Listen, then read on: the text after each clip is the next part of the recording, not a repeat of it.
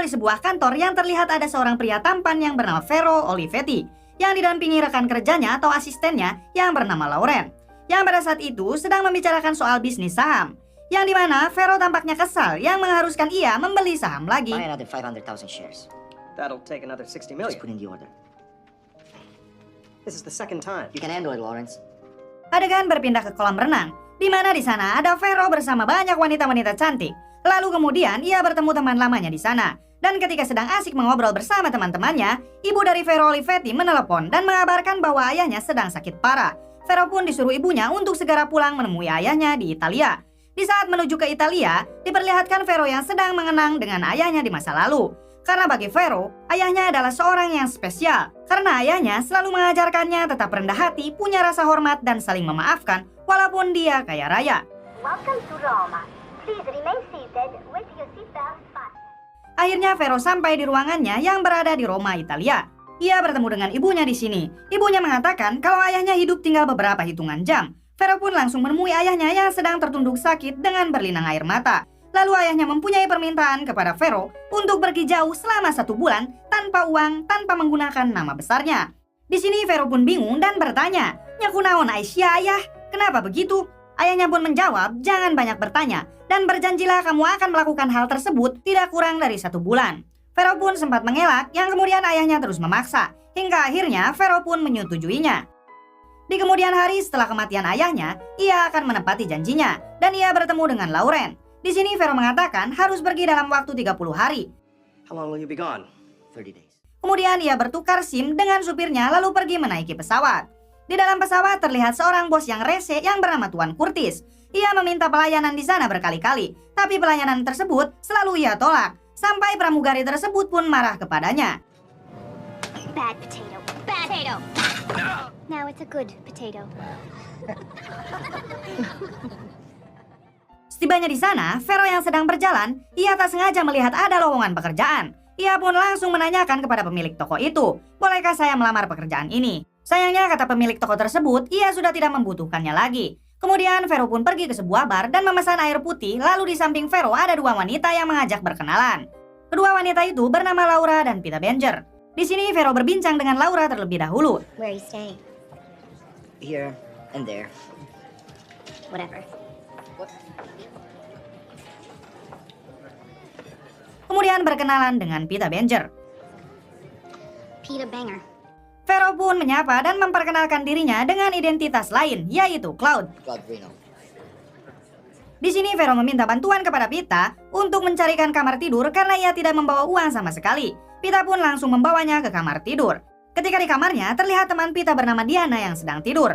Di kamar, Pita lalu mengajak Indohoy kepada Vero. Akan tetapi sayangnya Vero menolak tawarannya tersebut dengan alasan ia homo. Akhirnya Pita pun kesal lalu tidur. Vero pun berusaha tidur di samping Pita yang ngorok dengan suara yang sangat keras, hingga membuat Vero susah untuk tidur. Vero akhirnya pindah ke ruangan tengah dan mendekati Diana. Di sana Diana terbangun dan kaget ada laki-laki yang tidak ia kenal di ruangannya. Vero pun menjelaskan bahwa ia temannya Pita, karena ia tidak bisa tidur di dekat Pita. Diana lalu membangunkan Pita untuk segera mengusirnya. Out, you son of a bitch. Setelah diusir, Vero pun pergi ke jalan raya. Di saat sedang berjalan, ia bertemu 2 orang yang tadi kenal. Kemudian kedua orang tersebut merampok Vero. Hebatnya di sini Vero mampu berhasil memukul kedua orang jahat tersebut lalu lari pergi ke rumah susun. Ketika bersembunyi di rumah susun, Vero tak sengaja mengintip jendela rumah warga yang sedang indahoy. Sontak warga tersebut pun langsung kaget dan menelepon polisi bahwa ada orang asing yang berada di atas rumahnya. Akhirnya polisi pun sudah menunggu Vero untuk ditangkap, lalu dimasukkan ke dalam penjara. Setelah beberapa hari di penjara, ia diberi kabar bahwa kedua orang perampok itu telah ditangkap dan dia dibebaskan karena tidak bersalah. This ain't a hotel. Come on. Lalu Vero pun berlalu lalang lagi di jalanan, dan untuk tidur pun ia di kursi taman. Setelah ia beristirahat, ia pergi mencari makanan. Lalu ia membeli hotdog. Setelah membeli hotdog, ia berjalan dan tak sengaja ia tertabrak mobil yang sedang mundur. Sopir pun langsung meminta maaf dan mengajaknya masuk ke dalam mobilnya. Di dalam mobil mereka berkenalan, yang dimana nama sopir tersebut adalah Adam. Adam pun bertanya kepada Vero apa yang dilakukannya. Vero pun menjawab ia sedang mencari pekerjaan. Kebetulan pelanggan Adam sedang membutuhkan sopir. Ia pun langsung menawari Vero untuk pekerjaan tersebut. rezeki tak kemana, dan Vero pun langsung menyetujuinya. Dari kejadian tersebut, Vero pun diantar oleh Adam ke kediaman pelanggannya. Setibanya di rumah pelanggan Adam, yang ternyata pelanggan Adam itu adalah Tuan Curtis, yaitu orang yang di pesawat membuat pramugari marah. Lalu Vero pun menemui Tuan Curtis dan membicarakan kontraknya. Sesaat sedang berbincang, anak Tuan Curtis yang bernama Nancy datang. Nancy meminta uang kepada ayahnya untuk dipakai pesta. Lalu ia diberikan $500. Spend it wisely. Istrinya Tuan Curtis lalu meminta Vero untuk menjadi bartender di malam ini. Vero pun langsung menyetujuinya. Di malam harinya, ia menjadi bartender. Saat sedang bekerja, Nancy mendatanginya lalu memarahi Vero karena tempatnya kotor dan disuruh untuk segera membersihkannya. Ketika ia sedang mencuci piring sambil menonton acara berita di TV, ia didatangi Nyonya Curtis. Nyonya Curtis yang tak tahan melihat Vero, akhirnya menggoda Vero dengan berkata bahwa ia menyukai gerakannya yang berputar-putar. Ketika Vero sedang digoda, tersengaja Vero pun melihat berita bahwa perusahaannya telah memenangkan pertaruhan dalam pengambilan industri. Setelah itu, Vero menelepon Lauren dan akan memberikan bonus sebesar $5.000 kepada karyawan-karyawannya atas keberhasilan perusahaan.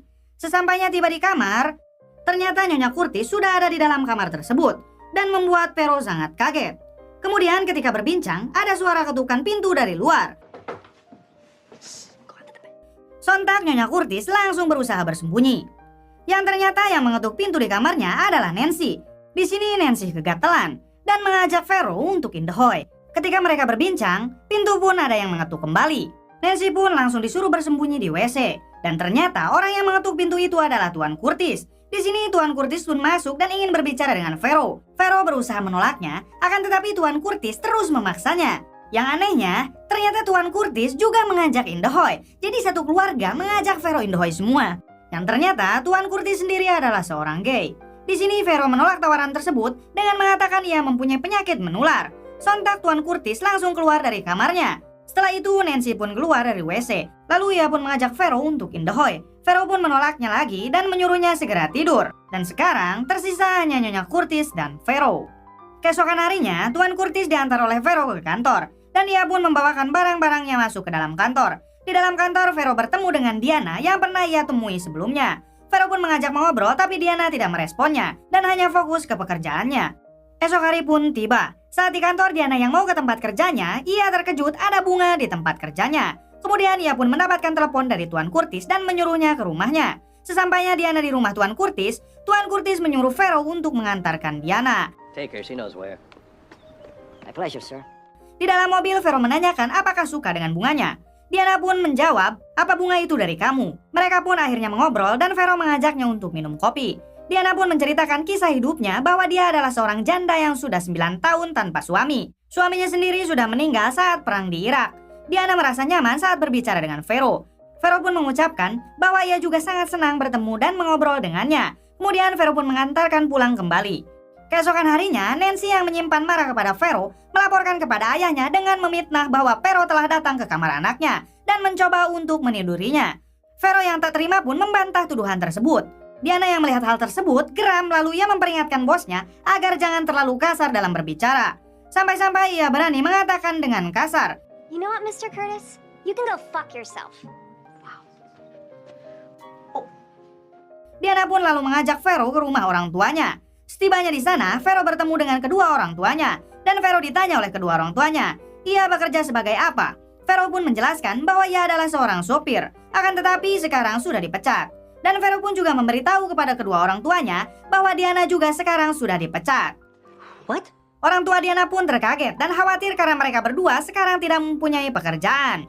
Dan Diana mencintai seseorang yang tidak jelas. Di sini Diana mengajak berbicara kedua orang tuanya dan mengatakan bahwa kematian suaminya sudah 9 tahun dan baru pertama kali lagi ia mencintai seorang laki-laki. Lalu Diana meminta untuk tidak mengacaukannya. Sekarang keadaan pun mereda dan mereka pun makan bersama. Keesokan harinya mereka kembali berdiskusi dan Diana di sini merencanakan akan membuat sebuah bisnis dan mengajak Vero untuk jadi mitranya. Di sini Vero pun menyetujuinya.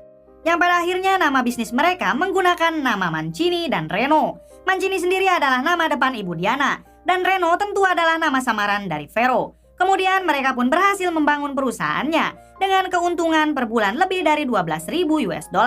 Di suatu sisi, Vero mendapatkan kabar buruk dari Lawrence, yang dimana perusahaannya saat ini sedang terancam. Akan tetapi ia tetap tenang mendengar hal tersebut dan ia ingin menyelesaikan misi dari almarhum ayahnya karena baru 23 hari dan ia harus menjalankan 7 hari lagi. Adegan berpindah ke persidangan mengenai perihal perusahaannya yang hampir bangkrut. Namun karena Vero tidak ada di sana, sehingga persidangan pun ditunda. Dan kemudian Lauren meminta Vero untuk datang ke persidangan. Karena Lauren yakin jika Vero datang ke persidangan itu, maka perusahaannya akan kembali berjaya. Okay, send the plane to LaGuardia at 2 a.m. Now you're talking. Hingga pada sidang selanjutnya, Vero pun menghadiri. Kemudian ia pun memenangkannya dan perusahaan tersebut kembali berjaya. Setelah itu, di saat Vero sedang bekerja di perusahaan yang dibangun bersama Diana, tiba-tiba datang istri Tuan Curtis yang mendatangi Vero kemudian memeluknya. Vero pun berusaha menolaknya. Diana yang melihat kejadian itu pun cemburu dan langsung pergi dari sana. I hate you! Kemudian Vero mencoba menghubungi telepon rumahnya Diana beberapa kali, akan tetapi selalu tidak diangkat. Hingga pada akhirnya, telepon dari Vero berhasil diangkat, namun diangkat oleh ibunya Diana. Di sini Vero mengatakan bahwa dirinya akan pergi keluar kota. Akan tetapi ibu Diana tidak memperdulikannya karena telah mengecewakan anaknya. Keesokan harinya Diana bertanya kepada karyawannya apakah Vero benar-benar pergi. Yang ternyata Vero sudah benar pergi. Dan ia juga menitipkan pesan selamat tinggal sehingga Diana merasa sedih akan kepergian Vero. Lalu berpindah ke Adam yang mendatangi kediaman Curtis. Di sini Adam menanyakan Vero dan memberitahu bahwa dirinya mendapatkan $50.000 dari Vero. Di sini Tuan Curtis pun kaget bahwa ternyata Vero seorang miliarder. Kemudian Vero menelpon ibunya dan bercerita tentang misi ayah yang mengajari arti hidup sebenarnya. Dan ia juga mengatakan bahwa ia menemui perempuan yang sangat ia cintai. Vero pun kembali mendatangi rumah Diana dan mengajaknya untuk berbicara empat mata. Setelah menjelaskan ke Diana, hubungan Vero dan Diana pun membaik. Lalu Vero mengajaknya ke tempat tinggal Vero. Setibanya mereka di bandara, terlihat ada Claude yang asli yang mengatakan, "Saya bawakan tasnya, Bos Vero." Mendengar hal tersebut, Diana pun kaget dan heran. Lalu Vero pun memberitahu identitas aslinya kalau dia adalah Vero Oliverti. I'm Vero Liberty. Bukan Claude Reno, yang dimana itu adalah misi dari ayahnya. Diana pun memahami hal itu. Kemudian Vero pun mengajak Diana pergi berkeliling ke rumah Vero yang sangat mewah dan luas. Will you please marry me? Is that your way of proposing? Yes. Hingga pada akhirnya, mereka menikah atau tidak, film pun tamat. Bagaimana menurut kalian? Mungkin salah satunya yang kita bisa ambil dari film ini yaitu jangan pernah menganggap remeh seseorang atau menghinakannya. Siapa tahu derajatnya lebih tinggi dari kita. Cukup sekian dari saya, mohon maaf bila banyak kesalahan. Salam Bray Movie untuk semua.